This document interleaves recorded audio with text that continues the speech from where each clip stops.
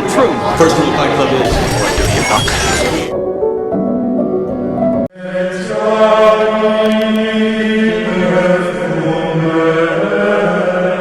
The Navy SEALs who carried out the mission did not know whether their intended target, Osama bin Laden, was really inside that compound. Listen to Bissonnette describe the moment he and another SEAL encountered bin Laden and shot him.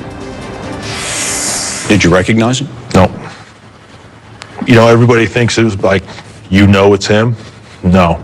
To us at that time, it could have been anybody. The body now gone, many on Capitol Hill are now asking for photographic proof. The photos have to be released, most definitely to make sure we get rid of any conspiracy theorists that think that we didn't take care of bin Laden. It's important for us to make sure that very graphic photos of somebody who was shot in the head are not floating around as an incitement to additional violence or as a propaganda tool.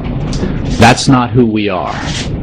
We don't trot out this stuff as trophies. Rosaline Talon, her brother Sean, a New York City firefighter, died on 9/11. People do not have to look at the photos. If they're too gruesome for people to handle, you don't have to look at them.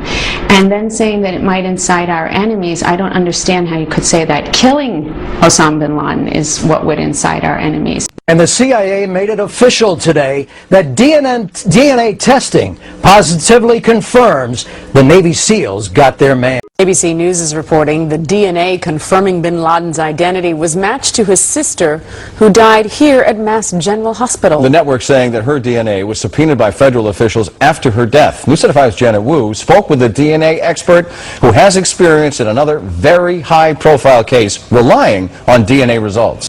If two people are full siblings, on average, they'll share about 50% of their DNA. In this circumstance, they're going to want a real definitive answer. So my guess is if it was 50%, they wouldn't stop there. Now, the Telegraph in London reports that bin Laden's sister died of brain cancer several years ago. They said the FBI immediately subpoenaed her body. ABC reports it was her brain that was preserved and used to compile a DNA profile. The Saudi capital of Riyadh.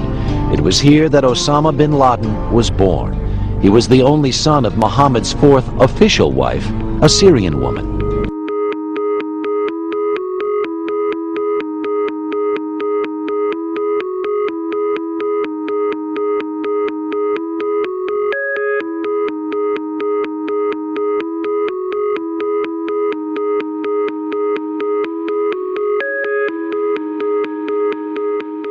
Where he met his end, there was plenty of skepticism.